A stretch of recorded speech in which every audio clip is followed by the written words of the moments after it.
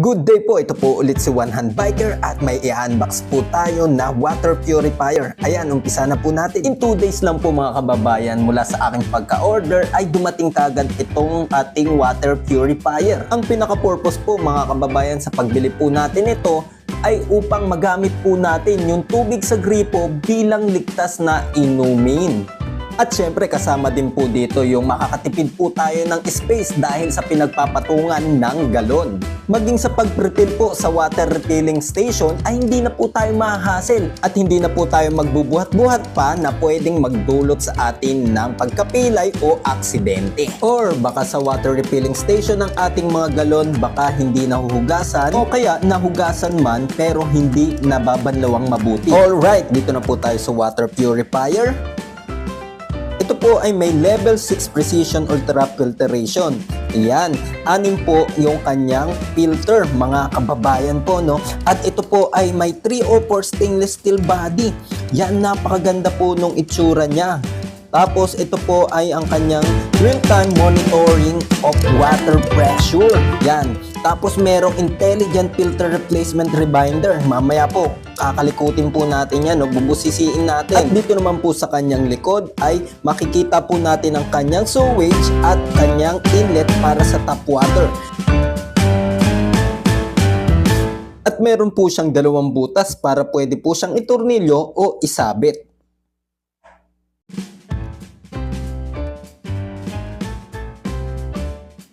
Okay, dito naman po tayo sa mga filter kung kailan dapat palitan. Itong level 1 po ay 6 to 8 months. Itong level 2 naman po ay 8 to 12 months. Itong level 3 ay 6 to 8 months. Itong level 4 ay 8 to 12 months. Itong level 5, 18 to 24 months. At itong level 6 ay 8 to 12 months. Tara mga kababayan, dito naman po tayo sa Intelligent Filter Replacement Reminder. Yan, kalikutin po natin yan ha. Tinignan ko dito sa ilalim kung paano po siya tanggalin. At ayan nga po, nahugot po natin. Dahil sa curiosity po natin, tignan po natin mabuti kung ano nga ba ang function nito.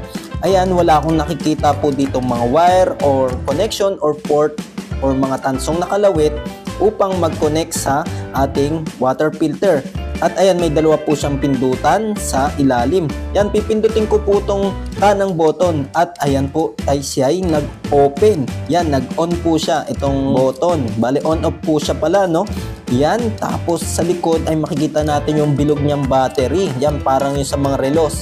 Yan, titignan po natin, tatanggalin po natin yan mamaya. At ayan, tignan natin itong isang button. At ayan po ay siya ay isa palang selector button. Ito pong mga button po na ito mga kababayan ay magagamit po natin, no, pag kailangan na po nating magpalit or pag magpapalit na po tayo ng filter. Kunwari po yung level 1 ay 1 bar na lang tapos nagpalit po tayo ng bagong filter. Isiset po natin sa letter A, yung level 1 po. Tapos po mga kababayan, pag naikabit na po natin yung bagong filter, isiset po natin yung letter A sa full bar. Babalik siya sa cycle na 6 to 8 months. Tanggalin naman po natin ang kanyang baterya. Ang model po ng kanyang baterya ay CR2032. Yan, pwede po natin itong mabilis sa Mercury Drug pag naubusan na po tayo ng battery. At pag in-insert po naman natin ito ay may tutunog po na beep sound. Pero hindi pa rin po siya mag-o-open. Tayo po yung mag-o-open po nito.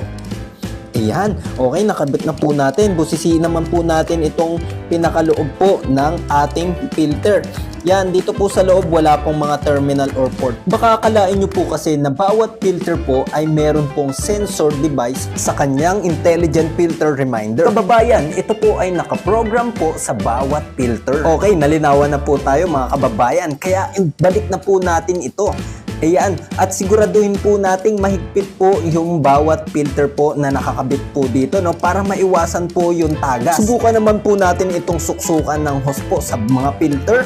Yan, bali pag isinalpak po natin ito, napakahirap na po hugutin. Yan, ito po kasi ay magiging tibay laban sa malakas na pressure ng tubig. At huwag nyo pong gagamitan po ng kahit ano pong pansundot upang matanggal dahil may tamang pagtanggal po nito. Ayan, itutulak po natin yung bilog na nasa sa unahan, sabay hila. Yan. Okay. Yan, kung makikita nyo po, may dalawang kagat po, no, na paikot. Kaya naman pala, double lock po siya. Kaya maganda ang pagkakakapit. Dito naman po tayo sa mga accessories po. Ito po ay may kasamang 7-yard na reverse osmosis water hose at orthotoladine para sa pagsukat po ng chlorine sa tubig. Reverse osmosis feed water adapter na 1/2 to 1/4 na may switch bulb.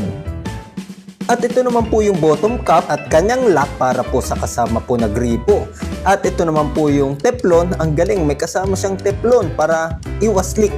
Tapos yan, napakaganda po ng kanyang gripo, mukhang mamahalin po. Yan, tapos ito po yung kanyang pang mounting. Yan, ayan po yung malaking butas para sa may nakausling tubo. Tapos itong maliit na butas naman po ay rekta na dito sa gripo. Yan, may kasama rin pong torx at tornilyo para po sa pagkakabitan. Okay, subukan naman po nating assemblein itong sa gripo, mga kababayan. Bale, ito pong bottom cap ng gripo po at lock ay meron pong kasamang goma po. Tawag po dito ay gasket upang hindi po gumalaw-galaw pagkatapos nating maikabit po ito. At para po ito'y mahigpitan natin ng maayos. Kababayan, timbangin naman po natin itong water filter natin. At ayan, ito po ay tumitimbang po ng 3.4 kg. Yan. Okay, maraming salamat po mga kababayan sa pagsama sa akin dito sa pag-unboxing nito pong water purifier po na ito. Yan.